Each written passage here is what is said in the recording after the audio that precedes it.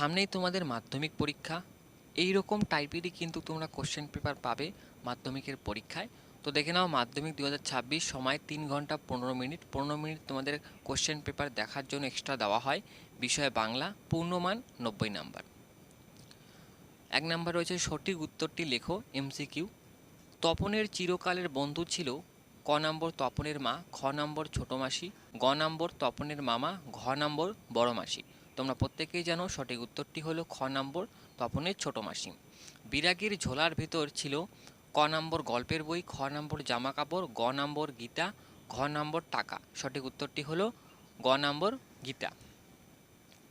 নখ যাদের তীক্ষ্ণ, কার চেয়ে নখ তীক্ষ্ণ?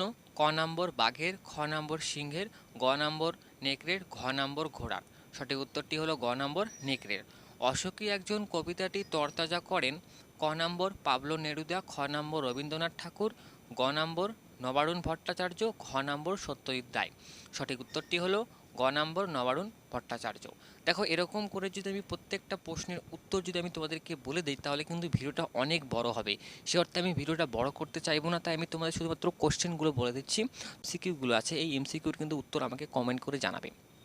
একের 5 নম্বরে রয়েছে পালকের কলমের ইংরেজি নাম কি?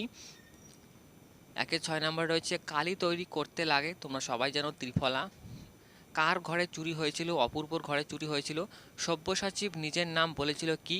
উত্তর হবে গিরিশ মহাপাত্র।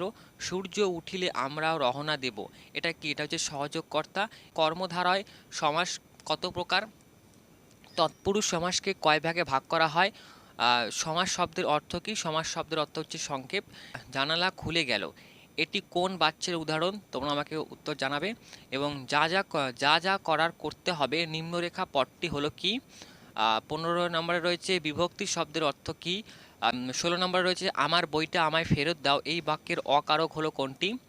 এবার রয়েছে লাস্ট 17 নম্বরে, যে সমাজের উপমে এবং পরপদ উপমান হয় তাকে কি বলে? এবার রয়েছে কি 2 নম্বরে, যে কোনো 4টি প্রশ্নের উত্তর দাও, এসসিকিউ।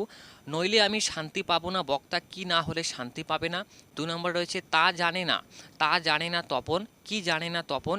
3 নম্বর রয়েছে চমকে উঠলেন জগদীশবাবু, চমকে ওঠার কারণ কি? 4 নম্বরে তাতে যে আমার ঢং নষ্ট হয়, কিসের ঢং নষ্ট হয়?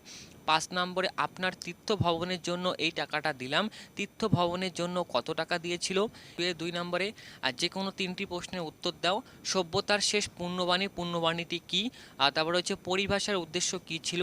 বেঁধে বেঁধে থাকি, বেঁধে বেঁধে থাকার অর্থ কি? অমৃত ও হিসাবের মধ্যে তফাৎ কি ছিল? তারপর রয়েছে 2-3, যে কোনো 3টি প্রশ্নের উত্তর দাও। আমাদের শিশুদের সব ছড়ানো কাছে দূরে বলার কারণ কি? তারপর হচ্ছে কলম তাদের কাছে অস্পৃশ্য, কাদের কাছে? তখন বৈজ্ঞানিক সাহিত্য রচনা সুসাধ্য হবে, কার রচনা? কখন রচনা সুসাধ্য হবে? তোমার হচ্ছে ক্যালিগ্রাফিস্ট কাদের বলা হতো? 2-4 নম্বর হচ্ছে যে কোনো 8টি প্রশ্নের উত্তর দাও। ব্যাকরণ, যে সমাজ ও সন্ধির একটি প্রধান পার্থক্য নির্দেশ করো। নদীর ধারে তার জন্ম হইয়াছে, কর্তৃবাচ্য পরিণত করো। প্রযোজক কর্তা কাকে বলে? সে অনুভব করিল, বাক্যটি ভাববাচ্যে পরিবর্তন করো। সম ধাতু কর্মের একটি উদাহরণ দাও। পালকের কলম তাড়াতাড়ি ভোঁতা হয়ে যায়, সরল বাক্যে পরিবর্তন করো। তপন গড়গড়িয়ে পড়ে যায়, বাক্যটির ভাববাচ্যে রূপান্তর করো। কর্মকর্তৃত্ব বাচ্য কাকে বলে? 3 নম্বরে কম বেশি 60টি শব্দে উত্তর দাও। তাতে যে আমার ঢং নষ্ট হয়, কিসের ঢং নষ্ট হওয়ার কথা বলা হয়েছে? 2 নম্বর হচ্ছে গল্প শুনে খুব গম্ভীর হয়ে গেলেন হরিদা, হরিদার পরিচয় দাও। কোন গল্প শুনে তিনি গম্ভীর হয়ে গেলেন? অস্ত্র রাখো গানের দুটি পায়ে, অস্ত্র কিসের প্রতীক? অস্ত্রকে গানের পায়ে রাখতে বলা হয়েছে কেন? মাত্র অমৃত ফতোয়া জারি করে দিল, ফতোয়া শব্দের অর্থ কি? কম বেশি 150টি শব্দের উত্তর দাও। দাঁড়াও এই মানহারা মানবীর দ্বারে, কাকে দাঁড়াতে বলা হয়েছে? মানহারা মানবী বলার তাৎপর্য কি? 2 নম্বরে পথের দাবি গদ্যাংশে অবলম্বনে গিরিশ মহাপাত্রের চরিত্রে বৈশিষ্ট্য আলোচনা করো। বাবুটির স্বাস্থ্য গেছে কিন্তু শখ 16 আনাই বজায় আছে, বাবুটি কে? তার 16 আনা শখ ও সাজসজ্জার পরিচয় দাও। সেই মেয়েটির মৃত্যু হলো না, মেয়েটি কে? পরিচয় দাও। মেয়েটির মৃত্যু না হওয়ার কারণটা লেখো। যে তোমার হচ্ছে প্রবন্ধ থেকে, এবার হচ্ছে প্রবন্ধ থেকে আমরা কালি তৈরি করতাম নিজেরাই। কারা কালি তৈরি করতেন? তারা কিভাবে কালি তৈরি করতেন? এবার রয়েছে বাংলার বৈজ্ঞানিক প্রবন্ধীতে আরেকটি দোষ প্রায় নজরে পড়ে, কোন দোষের কথা বলা হয়েছে? এটা একটু টাইপিং মিস্টেক আছে, এটা হবে তোমার হচ্ছে 125টি শব্দের মধ্যে উত্তর দাও 4 নম্বরের জন্য। কিন্তু ভদ্রতার অযোগ্য তোমরা, কাকে উদ্দেশ্য করে কথাটি বলা হয়েছে? এ কথা বলার কারণ কি? 2 নম্বরে, বাংলার ভাগ্য কাশে আজ দুর্যোগের ঘনঘটা, বক্তাকে, বক্তার এমন বলার কারণ কি? এটাও কিন্তু হবে 150টি শব্দের মধ্যে উত্তর দাও। 5 নম্বরের জন্য কোনি থেকে। 1 নম্বর হচ্ছে কোনি উপন্যাসের কাহিনী অবলম্বনে স্বামীর যোগ্য সহধর্মিণী রূপে লীলাবতীর পরিচয় দাও। 2 নম্বর হচ্ছে রবীন্দ্র সরোবরে 1 মাইল সাঁতার প্রতিযোগিতা, কোনি উপন্যাসে অবলম্বনে সেই প্রতিযোগিতার বর্ণনা দাও। 3 নম্বর রয়েছে কম্পিটিশনে পড়লে মেয়েটা আমার পা ধোয়া জল খাবে, কোন প্রসঙ্গে কার এই উক্তি? এখানে বক্তার কোন মনোভাব প্রকাশ হয়েছে? এবার রয়েছে চলিত গদ্য বঙ্গানুবাদ করো, এটা কিন্তু খুব ইম্পর্টেন্ট তোমাদের জন্য। এবার বলি যে কম বেশি 150টি শব্দের মধ্যে লেখো। এক নম্বর হচ্ছে বর্তমান প্রজন্ম মোবাইলমুখী, এই বিষয়ে 2 বন্ধুর মধ্যে কাল্পনিক সংলাপ রচনা করো। 2 নম্বরে তোমার বিদ্যালয়ে পালিত হলো আন্তর্জাতিক মাতৃভাষা দিবস, এই বিষয়ে একটি প্রতিবেদন রচনা লেখো।